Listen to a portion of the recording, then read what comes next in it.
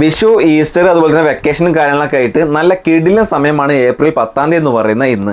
ഒരുപാട് മലയാള സിനിമകൾ റിലീസായിട്ട് എത്തിയിട്ടുണ്ട്. അതിൻ്റെ കൂടെ തമിഴിലെ സൂപ്പർ താരമായിട്ടുള്ള തല എന്ന് വിളിക്കപ്പെടുന്ന അജിത്തിൻ്റെ ഏറ്റവും പുതിയ ചിത്രമായിട്ടുള്ള ഗുഡ് ബാഡ് അഗ്ലി എന്ന് പറയുന്ന സിനിമയും ഇന്ന് റിലീസായിട്ട് നമ്മുടെ മുന്നിലേക്ക് എത്തിയിട്ടുണ്ട്. നമുക്ക് എല്ലാവർക്കും അറിയാം, തമിഴിലെ പോലെ ഈ കേരളത്തിലും ഒരുപാട് ആരാധകരുള്ള ഒരു നടനാണ് അജിത്ത്. തെന്നിന്ത്യൻ സിനിമ ലോകം ഒന്നൊക്കെ കാത്തിരിക്കുന്ന ഒരു സിനിമ കൂടിയാണ് ഈ പറയുന്ന അജിത്തിൻ്റെ ഗുഡ് ബാഡ് അഗ്ലി.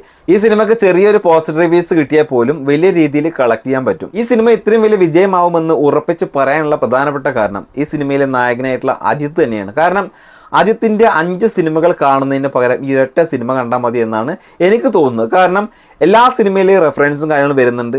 അതുപോലെ തന്നെ ലുക്ക് വൈസ് ആണെങ്കിലും പല വേഷങ്ങളിൽ വരുന്നുണ്ട്.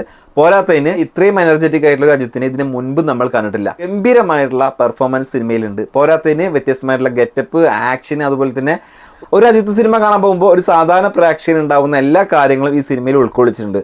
എല്ലാ രീതിയിലും അജിത്തിനെ ഉപയോഗപ്പെടുത്തിയിട്ടുണ്ട് സംവിധായകൻ. അതായത് അജിത്തിനെ അങ്ങോട്ട് പണിയെടുപ്പിച്ച് കൊന്നിട്ടുണ്ടാവും. ആ ഒരു ലെവലിലാണ് സിനിമയിൽ അജിത്തിനെ പ്രസൻറ്റ് ചെയ്തതെന്നാണ് ട്രെയിലർ കണ്ടപ്പോൾ തോന്നിയത്.